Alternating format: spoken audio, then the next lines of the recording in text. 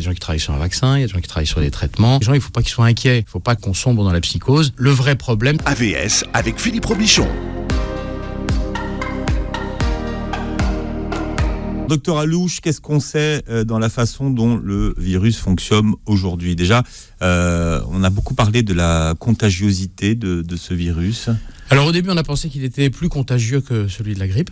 En fait, il semble que sa contagiosité soit à peu près équivalente. Alors je dis tout ça entre guillemets parce que au fond, les gens travaillent actuellement. Puisqu'il y a des gens qui travaillent sur un vaccin, il y a des gens qui travaillent sur des traitements, puisqu'il y a un antiviral qui est en train d'être testé pour être mis sur le marché. Donc il y a des solutions. Donc les gens, il ne faut pas qu'ils soient inquiets. Il ne faut pas qu'on sombre dans la psychose. Le vrai problème, ce sont les gens fragiles. Parce que je rappelle que la grippe, la simple grippe saisonnière, elle tue beaucoup tous les ans.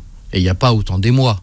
Là, il y a des émois parce qu'il n'y a pas de vaccin et il n'y a pas de traitement. Mais la réalité... Ceci dit, les gens ne se vaccinent pas contre la grippe. Non, très peu de gens se vaccinent contre la grippe. Donc ça les tranquillise de savoir qu'il y en a un qui existe, mais Mais par exemple, pour les personnes âgées, je recommande la vaccination. Comme on peut recommander la vaccination contre le pneumocoque pour les personnes âgées aujourd'hui. Même s'il n'y a pas de vaccin contre le corona, on peut se vacciner contre le pneumocoque pour éviter les surinfections. Parce que les virus adorent les petits copains. Ils ne viennent jamais seuls. La question, c'est de savoir comment ça s'attrape. Parce que bientôt, on va finir par croire que le virus, il est dans l'air. Alors, il s'attrape tout simplement si vous êtes à 1 mètre, 1m20 de quelqu'un, s'il tousse et qu'il ne tousse pas en se protégeant. Hein. Quand on tousse, on fait... Voilà, c'est ça qu'on fait. Mais là, vous l'avez fait dans votre main. Et après, il faut se laver les mains. Ah oui. Voilà. Si vous ne lavez pas les mains, ça ne va pas. Parce que le virus, il peut rester, je crois, sur une poignée de porte, je crois qu'il peut rester à peu près, en se purulent, il peut rester 9 jours. D'accord. Donc, donc c'est manuporté, donc il faut faire attention. Maintenant... si vous avez une bonne alimentation, si vous êtes costaud et si vous n'avez pas trop de problèmes de santé, franchement, même s'il vous atteint, il vous fera une petite trachéite, il vous fera une petite fièvre, mais il fera pas grand-chose. Hein. Donc, il faut pas inquiéter les gens, il faut prendre les mesures. Moi, j'aimerais que tout le monde mette un masque. Parce que moi, qu'est-ce qui me dit qu'ici, il n'y a pas quelqu'un qui a le coronavirus et qui va très bien, qui a fait une petite fébricule, il s'en est même pas rendu compte, il a toussé 2-3 fois, et puis c'est tout. Voilà, on porte un masque. Dans ces périodes-là, on se dit, allez, on porte tous un masque. Encore faut-il qu'il y en ait. Voilà. Mais si la personne a toussé, elle a toussé depuis longtemps. Donc Non. Si vous voulez, on connaît les périodes endémiques, on n'a pas ce réflexe. Et je pense vraiment, et ça c'est un message plus général, qu'il faut vraiment définitivement qu'on donne à la prévention sa vraie place en France. La France est un système qui est calé sur traiter la maladie. Alors qu'on pourrait tellement prévenir. On en parle dans ces émissions, on parle souvent du diabète, de la NASH, de toutes ces maladies qui sont largement préventibles, voilà, qu'on peut facilement prévenir, pour utiliser un beau mot bien français. Donc comment on se protège de ce virus ? Eh bien écoutez, on peut porter un masque, on peut avoir des... Ça c'est si on l'a, non ? Si on l'a, si on a un masque, si on a la chance d'avoir un masque, on porte un masque. Non, si on a la maladie. Ah, si on a la maladie, pour pas la transmettre, effectivement. Ouais, c'est ça, ouais. Mais bon, d'un autre côté, porter un masque, même si les masques de type P2 n'empêchent pas le virus de passer parce que la maille est large, on peut aussi, le simple fait de le porter va quand même mettre une barrière de toute façon à des postillons, à des choses comme ça. C'est pas la peine non plus de s'embrasser sur la bouche tous les jours. Enfin, je veux dire, voilà, on est bon. Le problème, c'est la promiscuité des transports en commun. Parfois, c'est la vie, quoi. Alors, comment on fait ? Parce que, par exemple, si on doit poser sa main quelque part. Ouais. Si on peut comme porter, une barre, vous savez, les barres pour se tenir. Si on peut porter des gants assez légers, c'est pas mal. Des gants en cuir. Vous savez, c'est très joli, les gants en cuir. C'est très élégant. Voilà, on peut faire ça. Moi, je crois que ce que font les pouvoirs publics, c'est très bien. C'est-à-dire, quand vous avez une école où il y a des enfants qui ont... parce que les enfants sont pas très sensibles. Vous savez que le coronavirus n'aime pas beaucoup les enfants et les ados. Heureusement, d'ailleurs. Et les femmes ? Non, les femmes, c'est parce qu'il y a eu un biais épidémiologique, parce que en Chine, 5% des femmes fument, 52% des hommes. C'est une question de... Donc en fait, les fumeurs ont des poumons qui sont en général beaucoup plus affectés que les non-fumeurs, et donc ils sont beaucoup plus sensibles. Le coronavirus, il aime les poumons de fumeurs anciens, il aime les asthmatiques, il aime les gens qui ont des bronchopneumopathies, il aime les gens qui sont fragiles, et il aime les personnes de plus de 82 ans. Bon, voilà. Et la durée d'incubation dont on parle tous, là ? 14 jours. Oui, bon. De toute façon, c'est très... Mais ça veut dire quoi, en fait ? Non, en fait, ça veut dire que vous avez, entre le moment où vous lavez et le moment où vous vous en débarrassez, il faut à peu près 14 jours. Voilà. C'est-à-dire que vous en débarrassez du virus à un moment. Votre système immunitaire, quand il voit arriver le virus, il va mettre ses armes en place et il va se faire aider. D'ailleurs, on parle souvent de qu'est-ce qu'on peut manger, qu'est-ce qu'on peut faire. Un truc très bête, c'est de prendre un peu de zinc. Le zinc, à peu près à 20 ou 40 mg. Le zinc va aider les globules blancs, par exemple, à être beaucoup plus actifs. Hein. Donc la vitamine D aussi. Parce que ça fait partie du corpus d'armes que va avoir votre organisme pour combattre un entrant qui ne le connaît pas, parce qu'il ne le connaît pas, le coronavirus. Quand il l'aura connu, à ce moment-là, il va commencer à faire des anticorps, il va commencer à travailler, et ce sera moins fort la prochaine fois, s'il y a une prochaine fois. Alors, beaucoup de ceux qui s'expriment dans les médias actuellement disent qu'il faut arrêter de se toucher le visage. Pourquoi ? Il faut arrêter de se toucher le visage, parce que si vous avez le virus sur la main et que vous touchez le visage, vous vous rapprochez du visage et vous pouvez l'inhaler. C'est très bête. Ou vous frottez les yeux, ça peut passer par les yeux, par le nez, par tout ça. Voilà. Donc, mais vous savez, aujourd'hui, on a regardé les pourcentages de contagiosité, ils changent tous les jours. Au début, on a dit 3%, maintenant on dit 1%, et puis maintenant on parle de 0,16%. Donc, on ne sait pas vraiment. Ça va évoluer. Mais il ne faut pas s'inquiéter. Il faut prendre des mesures raisonnables. Si vous êtes dans un endroit où il y a un foyer, c'est bien de ne pas aller, de pas se frotter avec les gens qui l'ont. Ils ne sont pas pestiférés. Hein. Ils ont juste une grippe. Il faut quand même ramener les choses à leur vrai niveau. C'est eux qui sont en danger. Je ne sais pas si les Italiens, ils sont aussi... les Italiens, le problème, c'est qu'ils sont aussi sûrs que vous. Hein. Non, parce que les Italiens, je pense qu'ils n'ont pas... le système de santé français, moi, je le trouve très très bien, très très bon. Bon, à part ma petite crise sur les masques, je trouve que c'est tellement bête qu'on n'ait pas de masque, mais bon. Mais le système de santé français, c'est un système qui est les hôpitaux, il y a des systèmes de tentes, il y a des respirateurs qui sont déjà, on parle de réquisitionner quelques respirateurs même dans le privé, s'il fallait. Non, franchement, honnêtement. On peut pas mieux faire. Je sais que les Français, ils ont toujours 3 phases. Hein. Ils ont la phase « je suis, ok, ils ont raison ».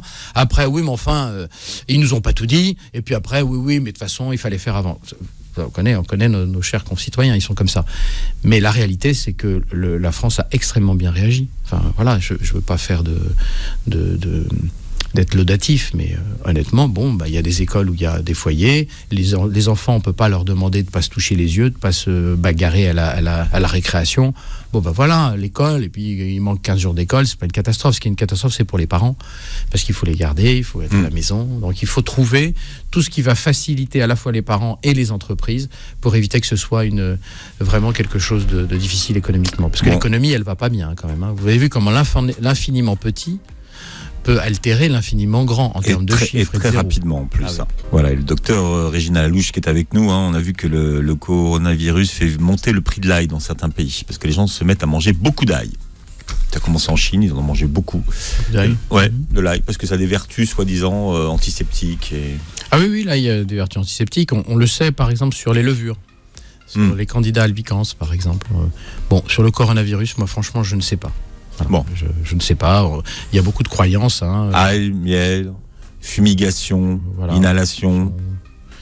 Oui, je ne sais pas. Huile de sésame, chlorure de magnésium. Alors, il y en a pour tous les goûts. Il y en a pour tous les goûts, mais moi je pense que il y a un médicament qui est en test. Il y a un vaccin qui apparaîtra probablement pas avant 1 an.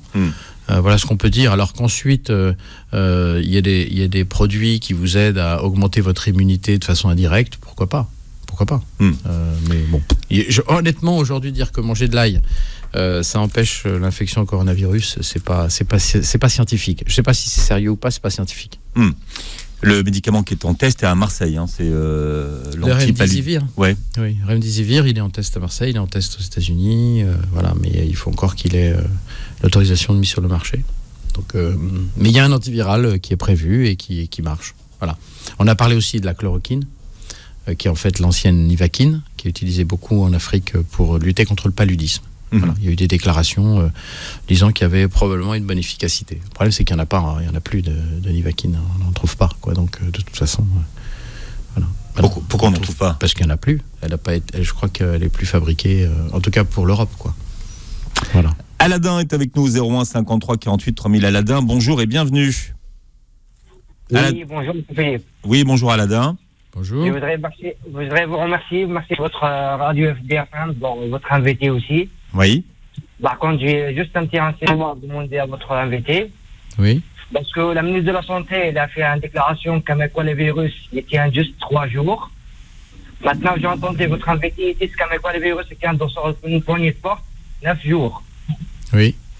Est-ce que ça, c'est normal? C'est-à-dire que 3 jours, c'est les signes en moyenne. Chez les individus, c'est les signes, c'est-à-dire que pendant 3 jours, vous pouvez avoir une gêne. Alors la gêne, elle peut être peut être polymorphe, hein, ça peut être une petite trachéite, ça peut être une petite fièvre, ça peut être en gros une baisse de forme, hein, comme n'importe quelle grippe atténuée chez beaucoup de gens tous les hivers. Quand je vous ai dit 9 jours poignée de porte, c'est qu'en fait, le virus a la capacité de survivre à l'extérieur 9 jours. C'est pour ça qu'il faut nettoyer les poignées de porte, prendre des précautions de base, c'est-à-dire nettoyer les poignées de porte, porter un masque pour pas infecter les autres. Voilà, c'est des mesures, se laver les mains, avoir une solution hydroalcoolique qui permet de se laver quand on n'a pas d'eau, d'avoir un petit gel. Voilà, c'est des mesures. Et puis pas essayer de rester dans des lieux confinés, par exemple, où on est plusieurs dans un endroit. Voilà, mais bon, il faut savoir raison garder. S'il y a un foyer pas loin.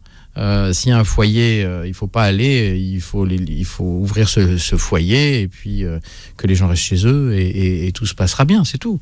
Il y a des foyers en Savoie, je crois, il y a des foyers dans l'Oise. Voilà, ça a été très bien traité.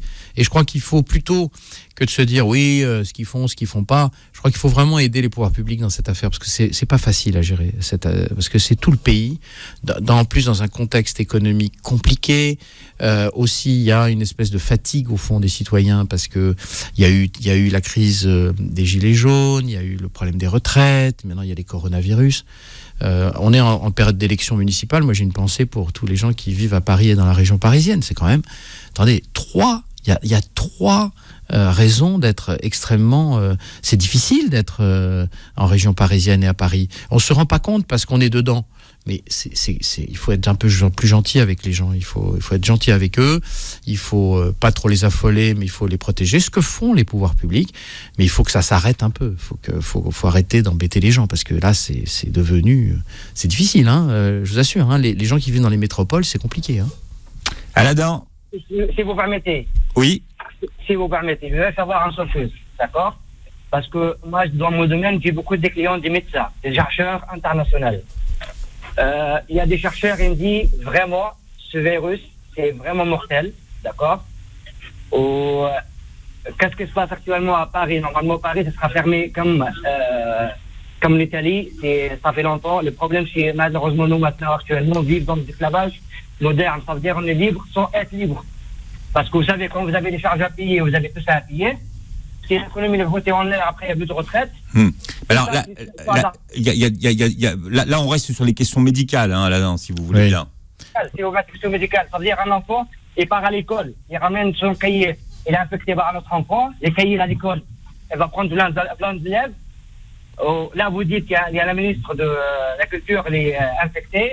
Comment ça, que d'autres ministres ne sont pas infectés aussi? Oui, c'est parce que... Non, mais Alana, vous posez la bonne question. C'est qu'en fait, on le connaît mal, ce coronavirus. Hein. Il y a l'Institut Pasteur, il y a beaucoup d'instituts qui travaillent dessus. On le connaît pas très bien. Les spécificités individuelles, qu'est-ce qui fait que quelqu'un va l'attraper, le développer, pas l'autre, on n'en sait pas grand-chose. Hein. Je pense que ce qu'il faut, c'est qu'effectivement, s'il y a des enfants qui sont infectés, mais ils sont peu. Vous avez remarqué, Aladin, que les enfants et les adolescents sont très peu touchés. Ce qui est un signe plutôt rassurant. Parce que, en général, les enfants et les adolescents ont des systèmes immunitaires qui sont parfois un peu moins formés, un peu moins costauds qu'un adulte qui a rencontré pas mal de germes et de virus. Donc ça voudrait dire qu'au fond, ce germe préfère les gens affaiblis, les gens qui ont déjà des problèmes, plutôt que les gens faciles. Donc voilà, moi c'est tout ce que je peux dire aujourd'hui. Je ne suis pas un spécialiste d'infectiologie, mais en tout cas, est-ce qu'il est... si mortel que ça, franchement, aujourd'hui, je ne peux pas répondre à cette question. Ce que je vois et ce qu'on voit et ce qu'on lit sur la Chine, c'est que le phénomène est en train maintenant de se tasser, de diminuer. Il y a eu récemment, on a vu le président Xi Jinping à Wuhan. En Chine et en Corée, qui a été le deuxième foyer de... Et il a été dans le foyer à Wuhan, dans la ville qui était fermée. voilà, est-ce que c'est rassurant, pas rassurant? Moi, j'en sais rien, mais je pense que si on a une bonne hygiène, si on a du bon sens, ça doit pouvoir marcher. Hein. Mais l'hygiène, c'est très important. Merci Alain. Et on en revient à des bonnes vieilles mesures, comme on le faisait avant. Se laver les mains, laver le visage, se laver assez régulièrement les mains et le visage. Se brosser les dents. Enfin, je veux dire, ça a l'air complètement idiot ce que je raconte, mais c'est ça. J'ai pas entendu se brosser les dents pour le virus. Parce que vous savez, il faut bien voir qu'un virus, il adore les alliances. Quand il attaque une personne affaiblie, il l'attaque au début, puis après il y a une surinfection. Il aime bien les copains. Et donc tout ce qui va vous permettre d'avoir une bonne hygiène, parce que tout ce qui rentre, tout ce qu'il y a dans les dents, vous l'avalez, hein. Donc ça va se retrouver. Et moi je crois vraiment, le conseil que je donne, c'est aller voir votre dentiste, faire un détartrage au moins tous les ans, voire 2 fois par an, parce qu'il y a des tas de germes dans la sphère buccale qui après peuvent migrer au niveau nasal et rhinopharyngite. Et donc voilà, mais c'est que du bon sens, hein. Je n'ai pas de miracle à vous proposer. Merci Aladin. Alors, comment est-ce qu'on s'alimente pendant l'épidémie, docteur Alouche? Ah, comment on s'alimente? Les fruits et les légumes. Non, parce qu'on a vu que les Français avaient acheté beaucoup de pâtes, de riz. Non, ils font des stocks. Ouais. Parce qu'ils se disent, si demain on ferme tout, il faut que je puisse manger. Donc, et on va stocker des choses qui ne périssent pas. Voilà, donc on achète des pâtes et du riz.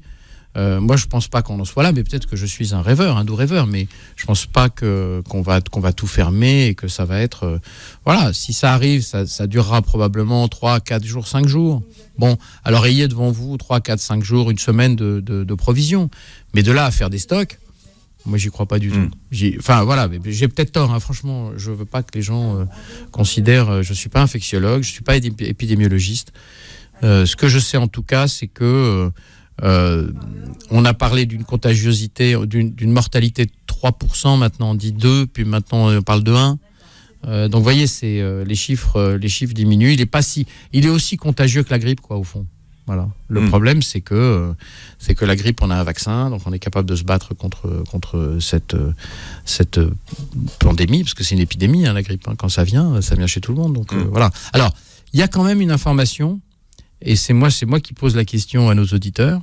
C'est normalement une grippe, c'est saisonnier. Donc en théorie, je dis bien, si ce virus est bien un virus saisonnier, avec les beaux jours, normalement, il devrait disparaître, comme la vraie grippe. Enfin, la vraie. C'était un postulat qu'il y a eu, mais... Alors voilà, est-ce que c'est une grippe... Comment est-ce qu'on peut expliquer, par exemple, qu'à Singapour, il y a le virus? Voilà. Qui est très humide et exactement, qui est à l'équateur. Ouais. Donc, je sais pas. Ça, c'est... je crois qu'il faut vraiment qu'on le travaille, qu'on apprenne qui il est. Vous savez, il y a 4 types de coronavirus, en général coronavirus, qui infectent plutôt les animaux et les rongeurs. Hein. Il y a les alpha, bêta, gamma, delta, je crois. Et il faut qu'on l'apprenne mieux, parce qu'il y a l'histoire de la chauve-souris qui passe au fourmilier. Enfin bon, c'est...